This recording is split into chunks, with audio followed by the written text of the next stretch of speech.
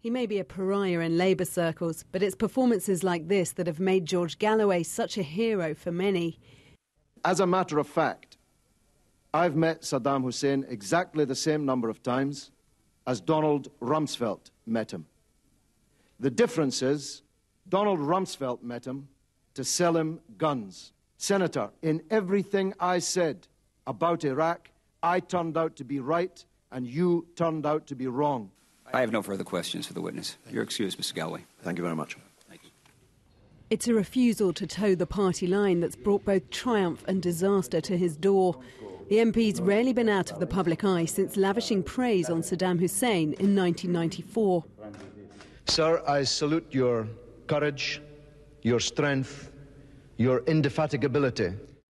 His efforts to help Iraqis, he brought this girl to Britain for treatment, bringing him both fans in the Arab world and finally criticism from the Charity Commission for failing to look closely enough at the sources of some donations.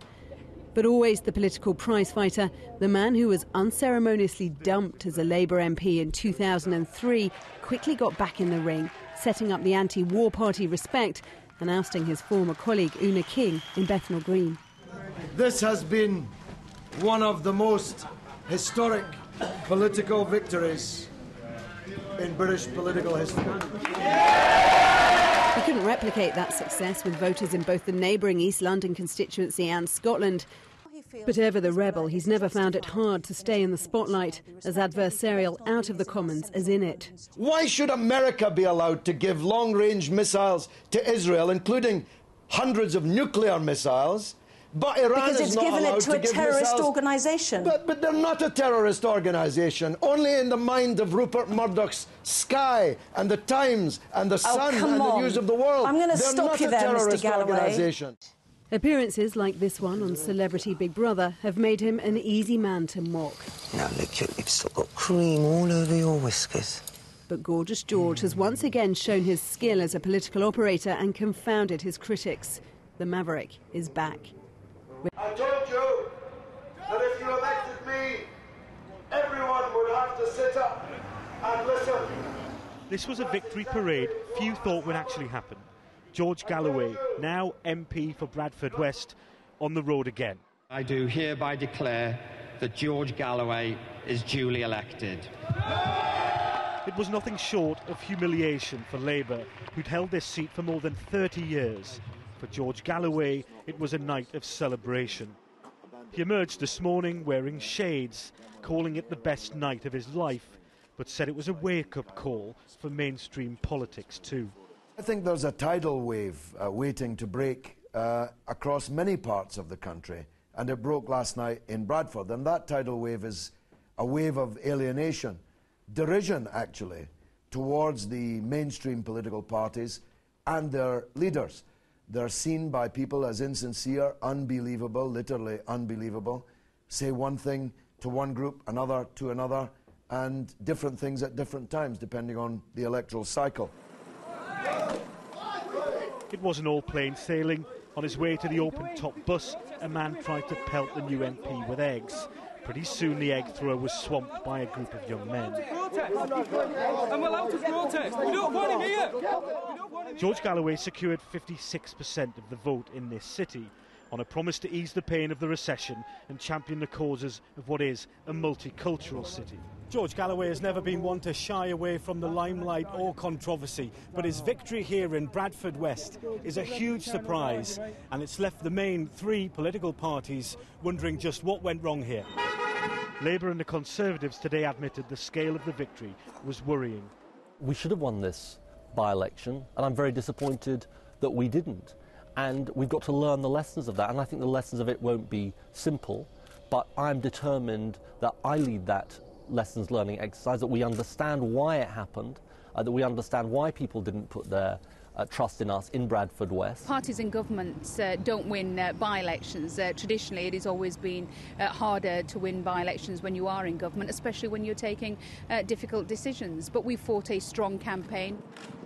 Thank you very much. So why did the campaign do so well? These young men have lived in Bradford all their lives and have pinned their hopes on George Galloway. What's George Galloway offering you that will change the way you feel about things like the war? Well, I heard or things like your job here in Bradford? I've heard he wants to pull the troops out of Afghanistan by end of next year or something. We hope if he's the leader of Respect Party and comes into Parliament one day, that's what our aim is, for him to become the Prime Minister of this country. You want George Galloway to be the Prime Minister? Yeah, it'd be a very good thing, that. You want him to be the Prime Minister? Yes, I do. Thank you, guys. He may be riding high today, but even George Galloway knows he'll be judged on results. Bradford expects and hopes he'll deliver on his promises. Do you think the fact that there was such bad news from Afghanistan about British loss of life was one of the things which gave a spur to your campaign? Yes, I think so. My opponents tried to use that against me.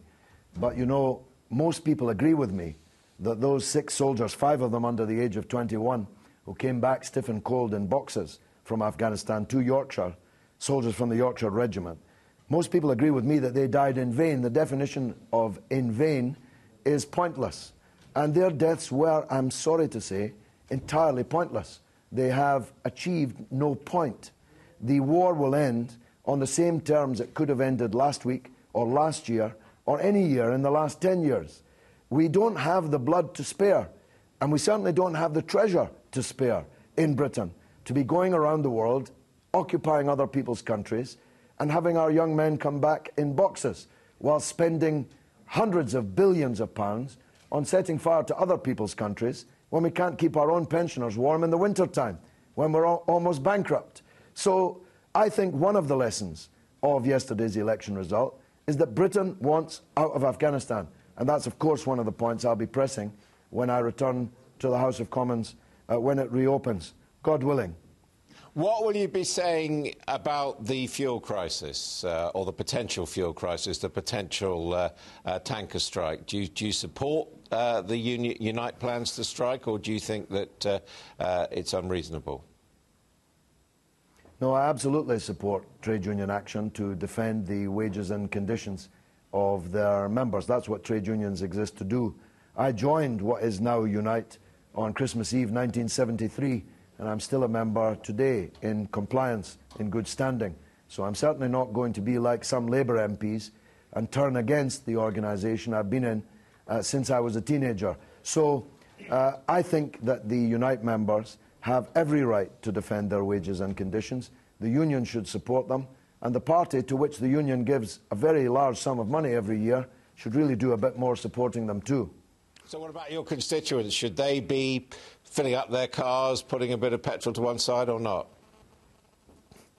I can assure you they are. At Morrison's there's a queue even longer than there was outside some of the polling stations yesterday. They are doing so. Of course, strikes inconvenience people, because people's labour is important, and when they withdraw it, it's missed. Otherwise, there would be no point in them doing the job. But the people who should be blamed are the 3 main parties who all believe that austerity is the way, and that working people and poor people should pay the price for the crimes and mistakes of rich and powerful people.